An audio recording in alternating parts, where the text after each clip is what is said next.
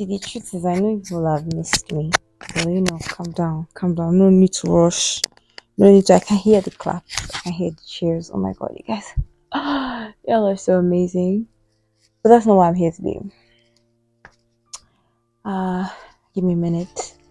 I am working while trying to do this. I have been busy. There is been a consistency in Nigeria that has been here for a while. But for some reason, it's been extra recently. Feels a lot like sorry, I'm getting email.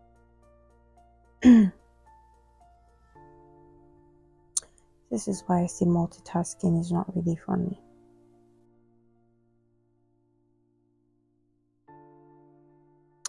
So this okay, yeah, back to you guys.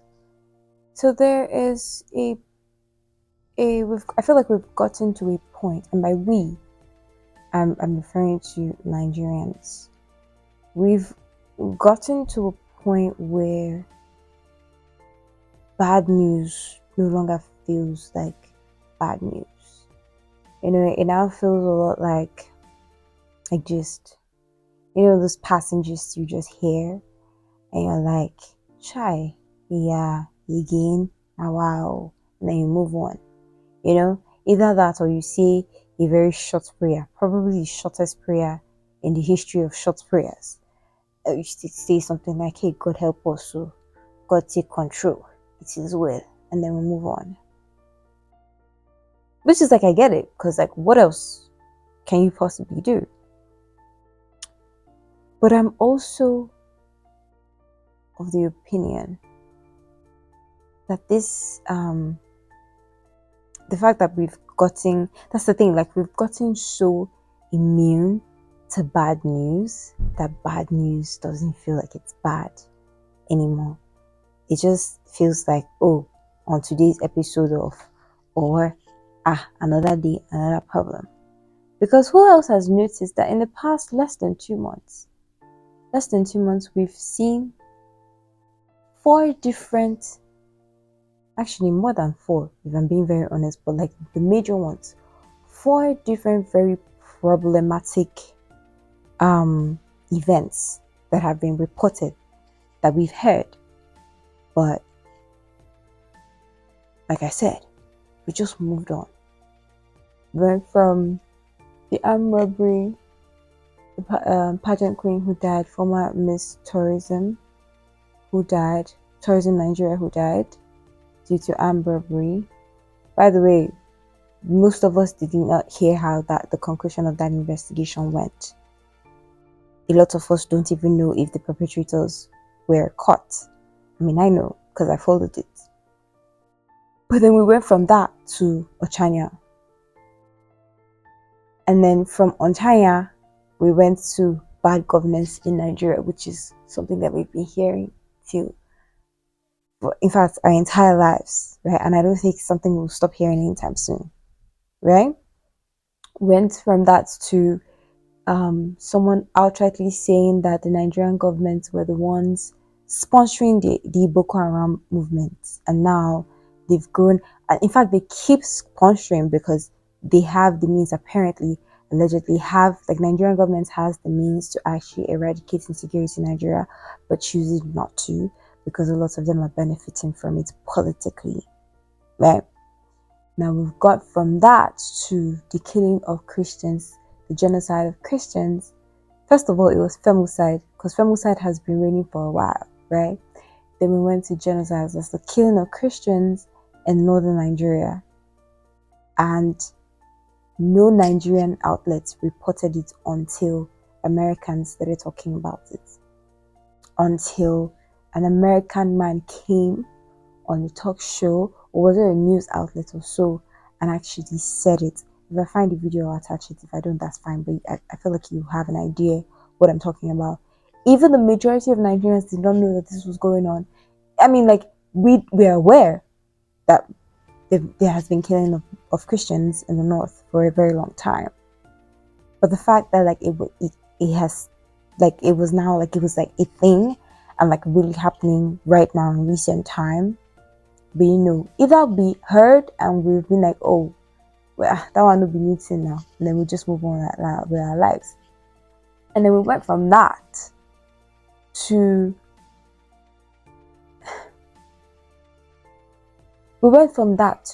to bring back our girls.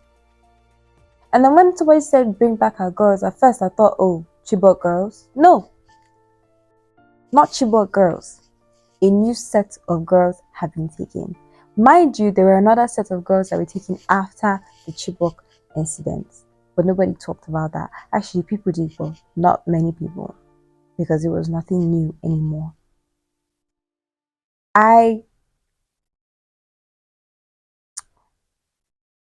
The scary thing is that the more we hear bad news, the more frequently we hear bad news, the more we feel numb to it. And that just makes us very inhuman. I mean, if you are living in a society or a place where bad news does not feel like bad news, then I'm pretty sure that that place is dangerous. I'm pretty sure that is a dangerous place and it's a place that you should not be in. But we just carry on like. I was in just 3 when I first heard of Chibok girls. My memory serves me right. I think I was 14 at the time. Yeah, just 3. And they kidnapped Chibok girls. I was not in boarding school at the time. I think I was in a CSSA, yes, that was a state security school. And then it didn't really feel like anything to worry about. I mean, we heard about it, we talked about it with children, and we felt bad for them. And then we moved on. And then I went to an all-girls secondary school, boarding school after that, because at that period when that incident happened, I was writing junior work. So by the time I was done, I went to an all-girls boarding school. And I remember us having a conversation in the school about it. And we started analyzing what we were going to do if we were in that kind of situation. Is that something children, is that something that human beings should be thinking about? We started thinking about, we actually discussed it, of what we're going to do if we were in that kind of situation. And I remember one of my classmates at the time, I remember vividly, she said, and I quote, if I were in that kind of situation, I would kill myself. Because it is better for me to die and know that I have died than to be taken away by bandits, kept in the forest, constantly raped, constantly. This is scums, by the way. They're scums because we now started hearing that Chibok girls, most of them had been married off to Almajiris and Alhajis, stuff like that, and then most of them had given birth. Some of them got pregnant by who? So when we were talking about these were the things that we were analyzing. And then another person was like, it's true that if it were her, that she honestly would rather die trying to escape than actually stay there, get raped, get starved, get beaten, get transported, get sold off. I was 15 at the time, and I feel like I was one of the oldest people in my set. I was 15. Now imagine someone who was 12, imagine someone who was 13 thinking about something like that.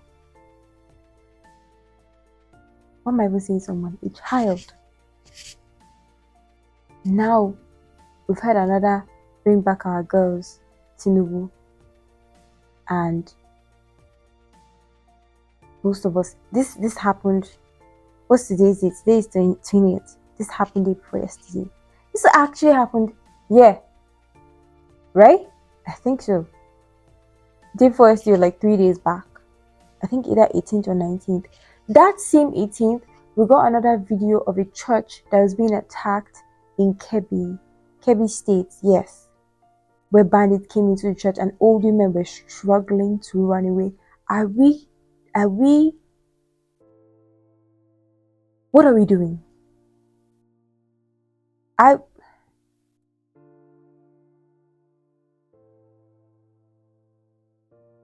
say if you don't smile, if you don't laugh, you cry.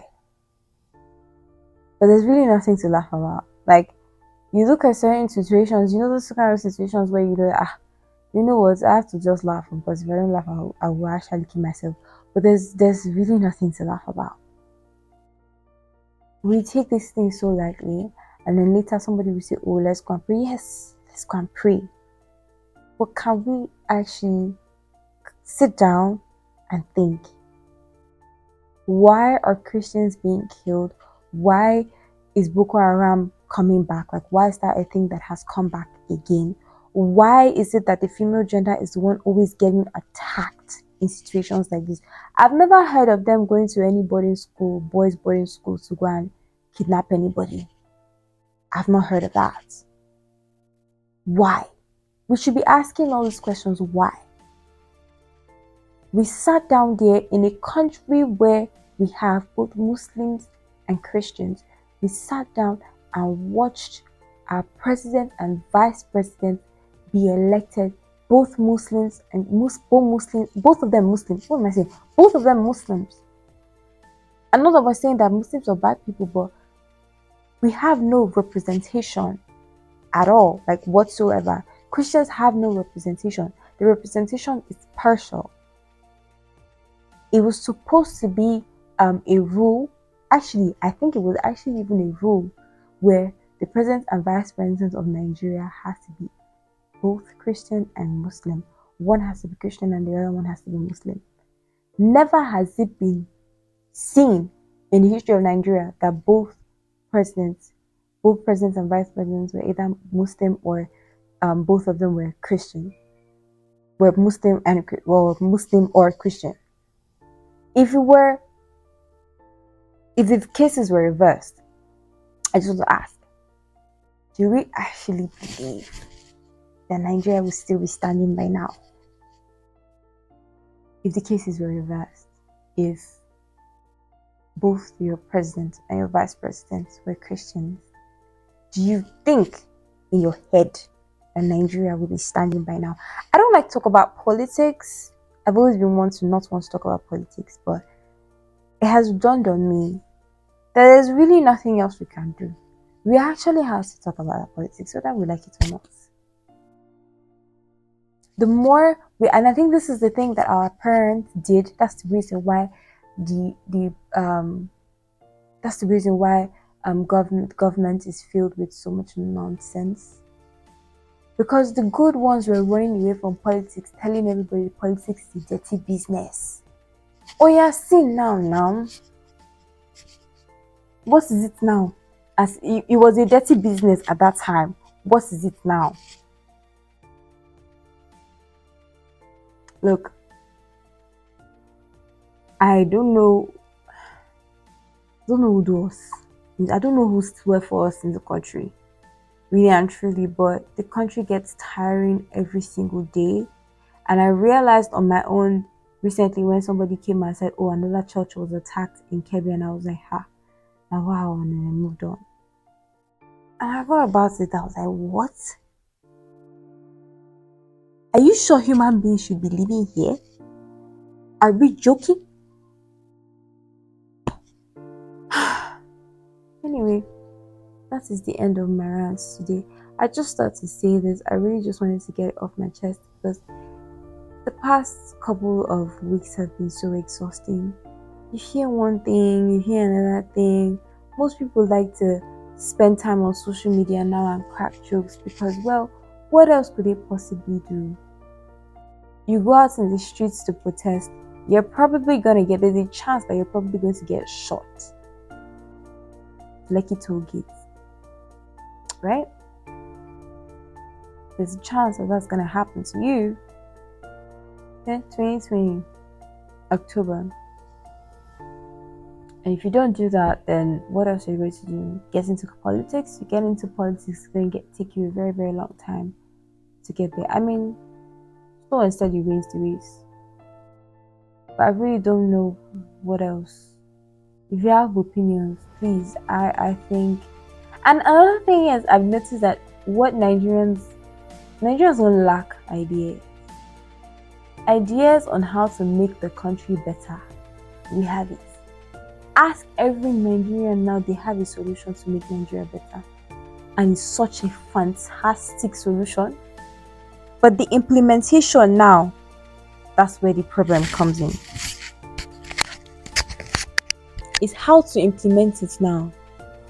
That's where we'll see fight. So I don't know.